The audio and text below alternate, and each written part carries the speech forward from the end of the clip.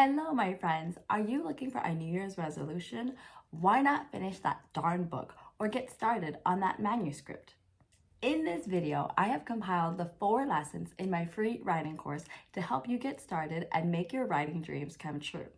So, have fun and enjoy writing. Hello, my lovelies. Welcome to aWritersCorner. My name is Lysa, and I'm here to help you make your writing dreams come true. In today's video, we are going to be starting a writing lesson. It's going to be a 4-part lesson or a 4-week lesson to help you get ready for a NaNoWriMo.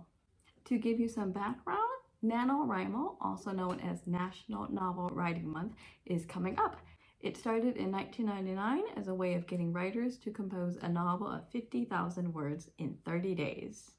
And this can be quite a challenge, but this challenge is to help you stop dreaming and start writing. On November 1st, hundreds of thousands of people around the world begin to write, determined to end the month with a first draft.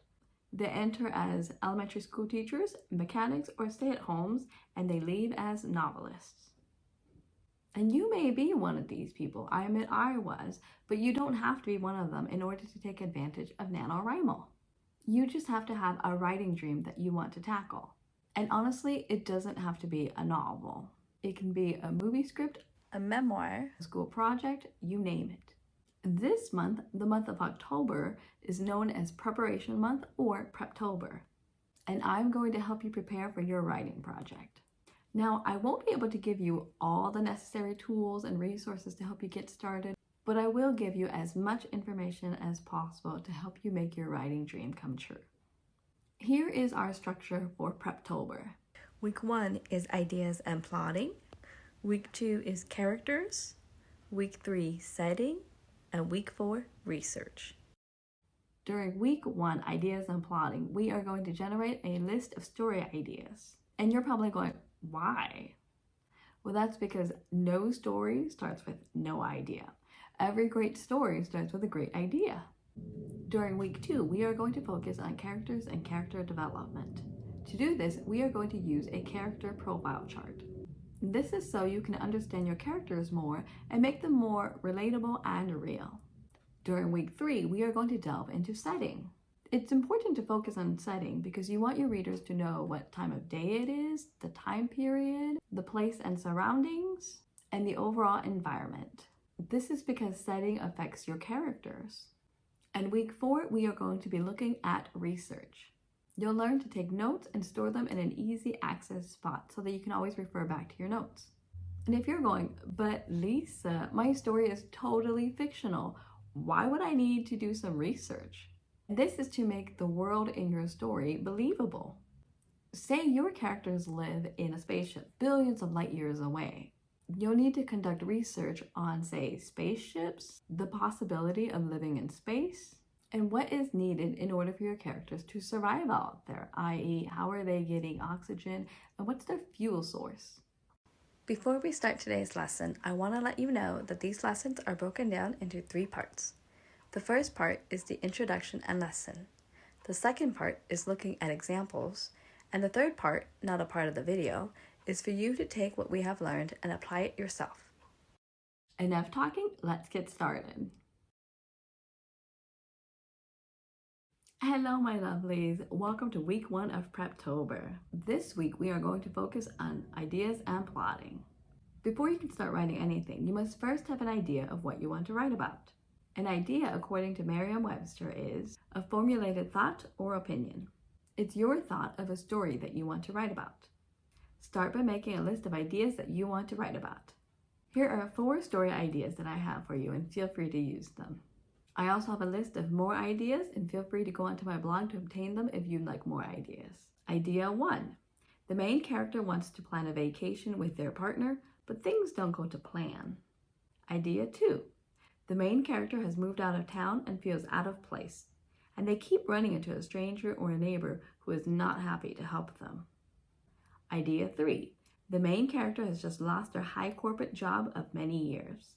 They decide to start their own business instead. And idea 4. The main character goes to the seaside and comes upon a bottle with a letter inside. Again, feel free to use some of these ideas that I've just listed, or go onto my blog if you need more story ideas. Feel free to pause this video as you generate your list of ideas. After you have chosen your one story idea, you're going to need to plot it. Personally, I'm not fond of plotting because my writing a story changes the more I get into it, but this is a nice starting point. And you're probably questioning, why is it important to plot? Plotting is the act of putting together the sequence of events that occur in your story. The plot drives the story and keeps the readers engaged, wanting to see how the story develops and ends. And an outline is a tool to organize your thoughts and ideas in chronological or logical order. If you have no plot or no outline, you have no story. Certain events must happen in order for your story to be considered a story. Think of it as needing a beginning, a middle, and an end, with more important information stuffed in between. Let's look at what this looks like using a plot diagram, a list of events, and a beat sheet.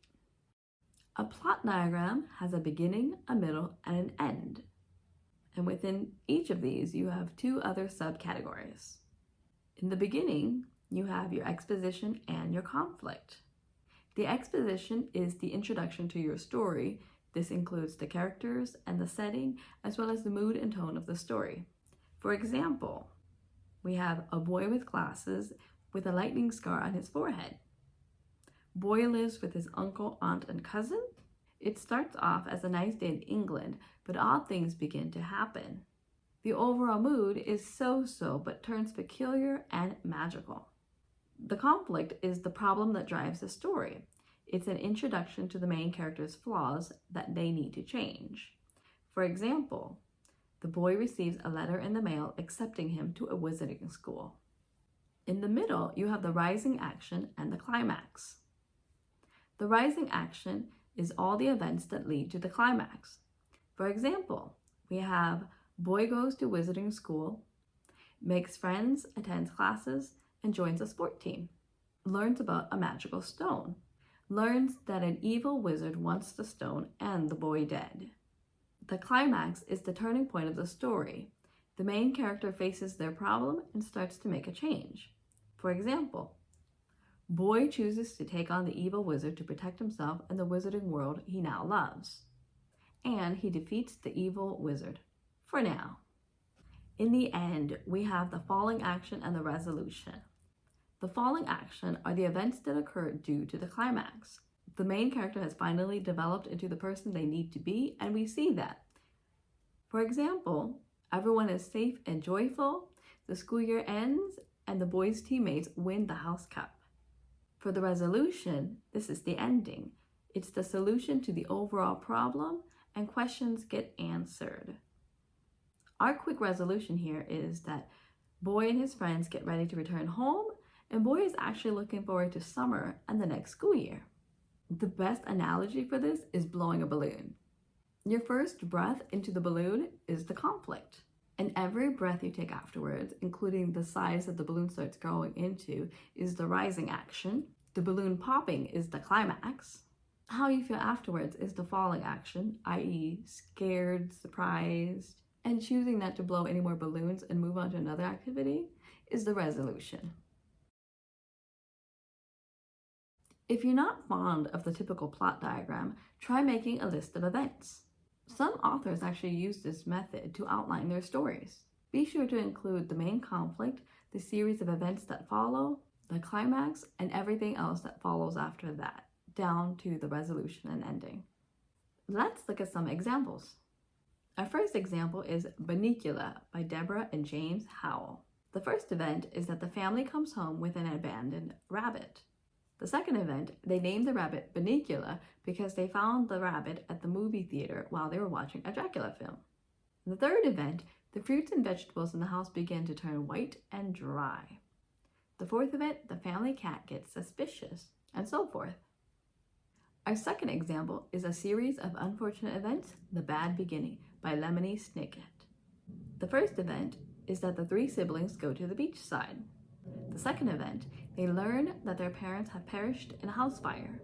The third event, they move in with a self-absorbed, negligent relative named Count Olaf, and so forth. Our third example is Seeking Persephone by Sarah M. Eden. The first event, a duke must marry or lose his property to a distant relative. During the second event, a pretty but not rich girl has been given a marriage proposal by the duke in writing. The third event, they marry because the duke doesn't want to lose his property and the girl wants her father and siblings to be taken care of financially, and so on. Now let's look at plotting and outlining using a beat sheet. A beat sheet contains roughly 15 beats or events that must occur in a story. And this method of plotting is actually a lot more detailed and in-depth than the first two. Think of it as adding spice to your writing in comparison to bland writing. Let's look at an example.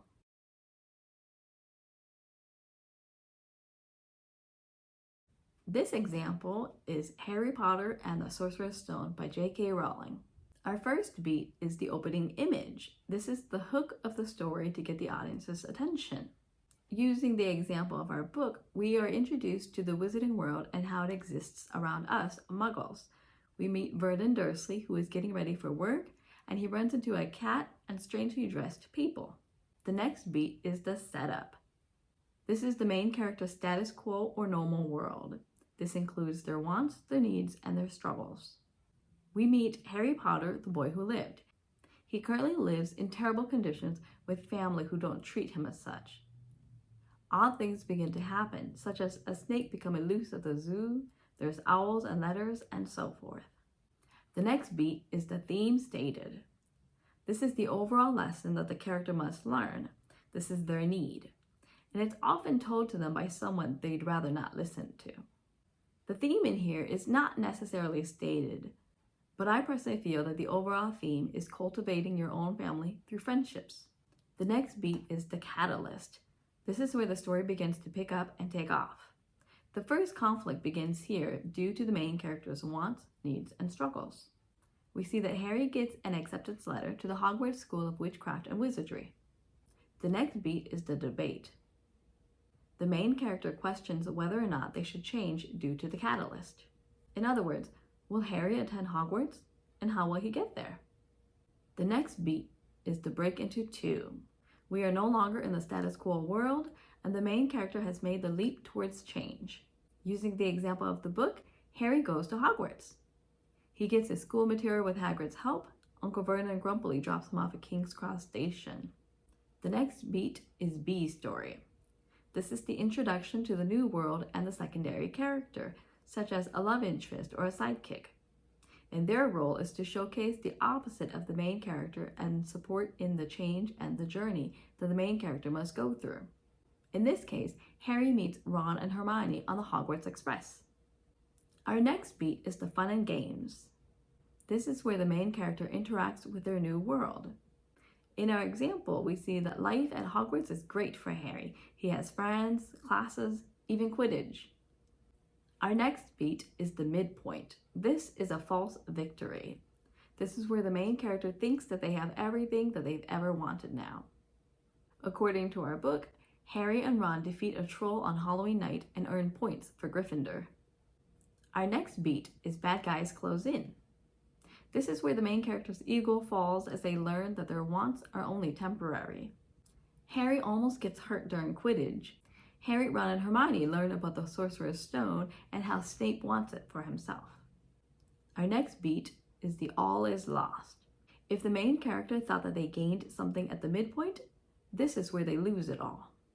In this case, Harry learns that Voldemort wants to come back into power and is trying to get the Sorcerer's Stone with the help of Snape. Harry, Ron, and Hermione realize that Hagrid was given the dragon egg on purpose, and the stranger is more than likely interested in the Sorcerer's Stone. And Dumbledore is suddenly not around to protect Harry and the stone. The next beat is the dark night of the soul. The main character hits rock bottom and mourns their loss, such as a love interest or a dream or a goal. They also learn their lesson here. Now, J.K. Rowling doesn't necessarily write in the order of these beats, but she does include them in her story. Our dark night of the soul for Harry is when he comes upon the mirror of Erised. He realizes that it's not good to dwell or mope on things that he cannot obtain or desire, his parents. It's better to live than to dream. The next beat is the break into 3. The main character gets back up and tries again. Having learned their lesson, they now think about others instead of just themselves. Harry, Ron, and Hermione decide to stop Snape on their own, to stop Voldemort from returning and keep everyone, including themselves, safe. Our next beat is the finale. This is the incorporation of the status quo world and the B story, and things start looking up again. In this case, Harry learns that it's actually not Snape, but Quirrell trying to steal the stone for Voldemort. He defeats Quirrell with love and learns that his parents may not be with him anymore, but they're still protecting him because they'll always be with him, metaphorically. And our last beat is the final image. This is the opposite of the opening image. There's a visual change that the main character has undergone. There's also a mood or a tone and lesson that you as the writer want to leave the reader with. Harry and his friends are well and safe, having defeated Voldemort, and they get ready to go back home for the summer. And Harry's not scared anymore of going back home to his aunt and uncle. As a matter of fact, he's looking forward to it.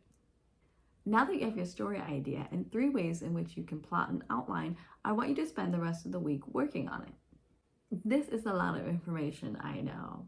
And that's why, in order to make NaNoWriMo easier for you, or any time of the year that you want to start a writing project, I've put together a novel writing kit just for you. It includes the information we just went over, as well as the next 3: characters, setting, and research. Just click on the link below and you're ready to go with your NaNoWriMo preparation or your preparation for any writing project throughout the year. Thank you so much for joining me during week 1 of Preptober as you get ready for NaNoWriMo and start writing your novel. Be sure to come back during week 2 as we tackle characters. And I'll see you then. Bye!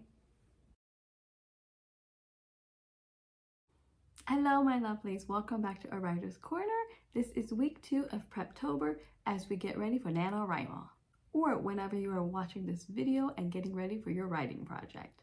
My name is Lysa. I'm an ex-teacher turned library worker, and I am here to help you make your writing dreams come true.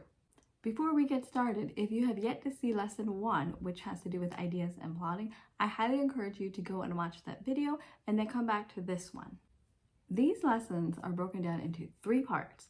The first part is the introduction and lesson itself. The second part are examples, and the third part, which are not included in these videos, are for you to take what we have learned and apply them yourself. This week's lesson is on characters and character development. To begin with, a character is the person, animal, or object in your story. The reader jumps into your story through the eyes and experiences of the characters. If you want readers to start your novel and stay reading until the end, your characters must feel real and relatable. For this lesson, we are going to develop a character profile for each of your characters. I have provided a link below for you to get your own character profile charts. Just click on Novel Writing Kit below. This kit also includes resources that we will use in the next 2 sessions. Feel free to pause this video so you can go and do that. What is character and why is it important? And you're probably going, but Lysa, I already know all my characters by heart. Why would I need a character profile chart? And that's true, but having your character's information in one place makes it easier for you to refer back to, rather than digging around in your memory. A character profile contains deep, detailed descriptions of your character. This includes their physical appearance, background information, personality quirks, and anything else you'd like your readers to know about your character. Let's look at our character profile and the example.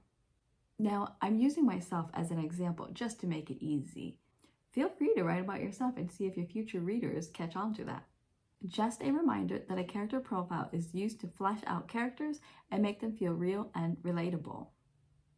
You are going to use the charts provided after this example to flesh out the characters in your story. Our information begins with the name of the character. I put myself, Lysa Shimkus. There's also the age. I am 30-ish. Followed by the gender. I go by female. And then occupation. I'm a library/office worker. I'm also an ex-teacher.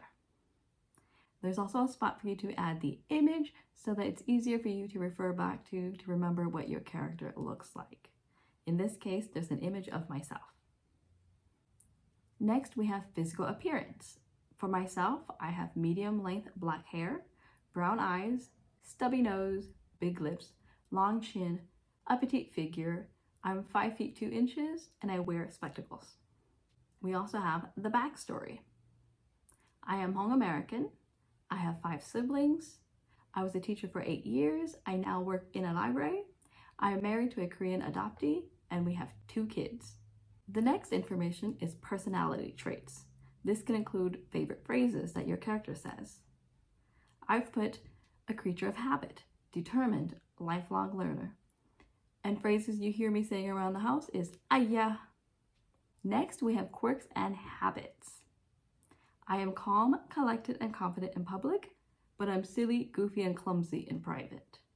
Our next information is the most vital piece that you will need to know about your character. This is the motivations and goals. I have put in here a note. The theme or lesson of your novel takes your main character from obtaining their want to realizing their need. And in this, we have a want and a need. My want is to be a published writer one day. My need is to start putting myself first before others. In other words, I need to do a lot more self-care. The next piece of vital information is relationship with other characters. I have a great bond with my husband and an even greater bond with our children. I get along well with my coworkers, and I have a small, intimate group of friends known as my herd, whom I can rely on. The next piece of information are strengths and weaknesses. My strengths are determined, goal-oriented, and a fast learner. My weaknesses are puts others first, can work too much and burn out, and doesn't know how to ask for help. And the next piece of information is also very vital when it comes to your writing. This is the internal conflict. This is your character's flaw or flaws. For me, it's that I feel like I have to do everything for everyone, and I can come across as quite bossy and controlling. I actually need to let others learn and lead for themselves while I focus on myself, again, self-care. And our last piece of information in this character profile chart is the extra notes. This is where you can add any notes that you'd like for your readers to know about your characters. In here, I have likes routine and comfort, enjoys reading, writing, watching documentaries, cooking, baking, and crafting. When you obtain this character profile in the novel writing kit, there will be extra charts for you to flesh out the characters in your story. Feel free to create as many as you need. To review, this week's lesson is on characters and character development, and we used a character profile chart to help us flesh out our characters and make them more real and relatable. Your job now in the week is to create character profiles for each of the characters that are going to be a part of your story. This way, when you start writing during NaNoWriMo or whenever you're watching this video and starting your writing project, you are set to go with your characters. Have fun! Thank you so much for watching this video. Don't forget to go back and rewatch lesson 1 and stay tuned for the next few sessions. And I'll see you then. Bye! Hello my lovelies, welcome back to week 3 of Preptober as we get ready for NaNoWriMo, or whenever you're watching this video to prepare for your writing project. My name is Lysa and I'm an ex-teacher turned library worker, and I am here to help you make your writing dreams come true. Before we start today's lesson, if you have not yet seen the first 2 lessons, I highly encourage you to go back and watch those and do those exercises and then come back and watch this one. The first lesson is actually the most crucial one that you'll need to watch in order to get your writing started. Now these lessons are broken into 3 parts. The first part is the introduction and lesson itself. The second part is looking at examples. And the third part, which is not a part of these videos, is for you to take what we have learned and apply it yourself. This week's video is on setting. Setting is the time, place, and overall environment of your story. It's the when, where, and what. The setting is important because it affects what happens in your story and your characters react to the setting. Let's delve into this lesson by looking at the setting resource that I have created just for you in the novel writing kit. See the link below. As a reminder, setting is the time, place, and environment of your story. It's the when, where, and what of your story. Let's look at what these three look like more specifically. The time is your when, such as morning, afternoon, or night. The 1600s, 1980s, the future, summer, fall, winter, spring, any other time. The place is the where. This could be home, school, a workplace, a desert island, you name it. And the environment is the what. It could be sunny, snowy, cloudy, silly or goofy, dark and gloomy, or dreamlike. Again, setting affects what happens in the story, and your characters react to the setting. It's also important to note that the setting and the characters must match well together. It's like having a pig on a farm on a nice sunny day. Keep in mind that as the story goes from character to character, the setting will change. For example, character A starts off at school and character B starts off at work. Other areas to note of setting changes include as the story continues from beginning to middle to end and beat to beat. Let's look at some examples. Our first example is Tales of a Fourth Grade Nothing by Judy Blume. Our time is the daytime during the beginning of the book. The place, it starts in Peter's apartment building in New York City. The environment is, well, it's a fun, happy environment. Our second example is Catherine Called Birdie by Karen Cushman. Our time is September 12th, 1290, and it occurs all throughout the day. Our place is the Middle Ages during the 1200s in England. The environment is that, well, it's funny. And our third example is Sherlock Holmes, A Betrayal in Blood by Mark A. Lantham. The time is 1894 in the early morning as to when this novel starts. The place is Victorian England in 221B Baker Street. And the environment is that, well, it's odd yet refreshing. To recap thus far, our lesson is on setting. Setting is the time, place, and overall environment of our story. It's the when, where, and what. Your job now within the week is to delve into your own story that you want to write during NaNoWriMo or whenever you're watching this video and starting a writing project, and go and set up the setting for yourself. Thank you so much for joining me during week 3 of Preptober or whenever you're watching this video as you get ready to write your novel. Feel free to watch this video over to help you understand setting better. And if you have not yet done so, go and watch the first 2 lessons, especially the first lesson. And stay tuned for our 4th and final lesson next week. I'll see you then. Bye!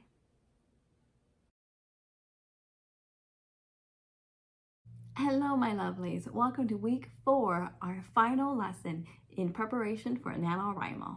By next week, you will be able to combine everything we've learned thus far and start writing your novel either during NaNoWriMo or whenever you are watching this throughout the year. This week, we are focusing on research. Research is, sadly, a huge part of writing, and I'm going to let you in on a little secret. When I was going to college/university, I wanted to study child psychology. But after a year of taking courses, I realized that I would have to do research for the rest of my life, so I decided not to go down that route. And fast forward many years, and well, I've been doing research as a teacher and a blogger. Silly old me. But that's why I'm here. I'm going to teach you how to do this because I've been doing it for years myself. Before we start today's lesson, if you have yet to see the first 3 lessons, I highly encourage you to go back and watch those, do the exercises, and then come back to this one. Each lesson are broken down into 3 parts. The first part is the introduction and the lesson itself. The second part is looking at examples. And the third part, which are not a part of these lessons, are for you to apply what we have learned and do it yourself using your novel. Now on to today's lesson. It's important to conduct research for your writing. And this is because it helps you understand your topics better, it adds more depth and complexity to your writing, and it makes your overall writing more interesting for your readers. Here are the steps needed to conduct research. 1. Choose your story idea. 2. Consider keywords and topics to research. 3. Understand sources of information. 4. Obtain physical resources.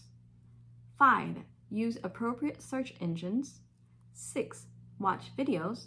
And 7. Start taking notes. Our first step in this process is to choose your story idea. Before you can start researching, you will need a story idea that you want to develop into a full novel.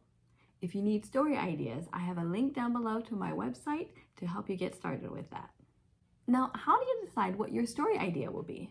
Well, you may want to know more about the characters. You may want to know how they handle the conflict that has been imposed upon them, or you may already have a full vision of how the story will unfold, to name a few. Once you've chosen your story idea, you are ready to start researching. The second part in this process is to consider keywords and topics to research. When it comes to researching, you will need keywords and topics related to your story idea that you need to learn more information on, as this will be vital to your writing project. Consider what those may be based on your story idea. A keyword are words and phrases to help you find more information. For example, we have the word vintage, the phrase men's leather boots, and the phrase bookbinding. A topic is a subject or theme, such as vampires, family, and love. Keywords and topics are used to help you deepen your understanding. The more information you have, the more prepared you will be when it comes time for you to write your novel, or whatever writing project you are working on. Here are questions to ask yourself in order to come up with keywords and topics that you will need to research. What is the developmental age of the characters you want to write about? What type of character are they? Animal? Alien? The opposite sex or gender to yourself? What season is it in your story? How will this season affect your characters? What time period is it? What are the fashion trends during this time? And so on. The third part in this process is to understand sources of information. Sources of information or evidence are categorized into 3 parts. You have primary, secondary, and tertiary. Primary sources are the most reliable and credible, whereas tertiary information has already been distorted or retold at least 2 times over. Primary sources are records of information described for the first time. They are original information and usually research-based. Examples include autobiographies, memoirs, theses, dissertations, interviews, speeches, and letters, to name a few. Secondary sources rephrase or explain the original information, the primary source. These include textbooks, biographies, edited works, reviews, interpretations, and so forth. And tertiary sources organize, compile, or break down information. They don't necessarily have a specific author because the information provided has been distorted or retold several times from the original source. Examples include dictionaries and encyclopedias. Both could also be secondary sources. Almanacs, guidebooks, manuals, and so on. And the fourth part to this process is to obtain physical resources. Go to the library and obtain the physical resources that you may need. These could be textbooks, magazines, diaries, memoirs, and even resources from the archive. And if you can't find the resources that you need, you may need to purchase them from the bookstore or online. How do you know which physical resources you need? Look at the index of each source. The index should include the keywords and topics that you are researching. The fifth part in this process is to use appropriate search engines. Now that you have physical resources, you may need online sources too, or you may just be relying on online sources no matter what. When it comes to search engines, Google and Bing are popular ones. And if you need more scholarly information, try Google Scholar. Be sure to check your sources, as the closer they are to a primary source, the more credible your story will be. And if you find information through Wikipedia, make sure you use the hyperlinks as well as using the information listed in the references. These will be better sources to use during your research. The sixth part in this process is to watch videos. Staying away from a screen or limiting screen time because it'll keep you dull is a complete myth. There is no research to back up that too much screen time is bad for your learning. As a matter of fact, many people learn through the use of auditory and visual material. I myself, along with many people around the world, learn to speak English or any other language through the use of television and videos. However, screen time could be detrimental to your mental and emotional health if all you do is browse social media and watch non-educational videos. This is not our purpose. When it comes to videos and research, watch documentaries and educational videos based on your keywords and your topics. And our seventh and final step is to start taking notes. As you read your physical resources, browse the internet, or watch videos, take notes. This way, you won't have to rely on memory when it comes to looking for information. Use note cards or notebooks to write down all your findings. These note cards and notebooks can be either physical or digital ones. Keep all your notes in the same place in an easy access location so you can always refer back to them. You will need your notes during the writing process. Also, there are 3 things to be aware of as you're taking notes. 1, check the information source. That's number 3 on this list. Not all sources are real or credible, and you may need to do more research to decipher the difference. 2, check the date that the information was created or published on. Use sources published within the past 10 years as data and research is constantly changing and you want to have the most updated information. And 3, there are specific ways to cite a source. Now, we're not going to cover them in this lesson, but be aware that you will need to cite your sources and make a list of references when it comes to your writing because this will make your writing more credible and reliable. In other words, your agent or editor might ask for this information. Now let's look at an example using digital note cards. See the information below if you want an exact copy of this example and the digital note cards. Our story idea is that a writer has had writer's block for over a year. Their agent tells them to go on vacation to gain inspiration and to stop them from moping around the house. The keywords/topics here include writer, writer's block, lifestyle, vacation, inspiration, publication process, and so forth. Looking at this digital note card, my first keyword is the word writer. I have the note, a person engaged in writing books, articles, stories, etc., especially as an occupation or profession, an author or a journalist. And I have this in quotation marks because I actually took it word for word from my source.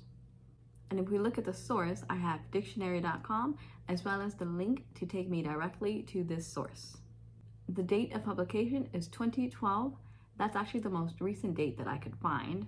And yeah, it's a year off, but close enough. And the date I obtained this would be September 18th, 2023, as I was doing research. My next note has the phrase, how to gain writing inspiration. And I have a list that says 1, watch a screen. 2, read a book. 3, go on a walk. And these I have in quotation marks because I took them word for word from the source. And the source is myself. Why not? I also have the link to take me directly to this source. The date of publication was August 14th, 2023, and the date I obtained it was September 18th, 2023. Very recent. I also have another note on the same phrase just to show that you may need more than one resource just to show credibility. So I have how to gain writing inspiration, a second part. In this list, I have read books, surround yourself with other writers, be open to conversations, do other things, not just write, play to your own strengths, change your perspective, and try new things. And this source is Stanford Daily with their link right there, and their date of publication was May 15th, 2022, and again, I obtained this information on September 18th. Now that you know how to conduct research, I want you to start doing research on your keywords and topics based on your story idea. This concludes our 4-week lesson of NaNoWriMo preparation. Yay! Congratulations! And if you're watching this some other time in the year, congratulations as well. By next week, you should be ready to start writing your novel. Thank you so much for allowing me to teach you how to prepare for this writing project. Let me know how it goes and have fun with your writing. I will see you in a future video. Bye!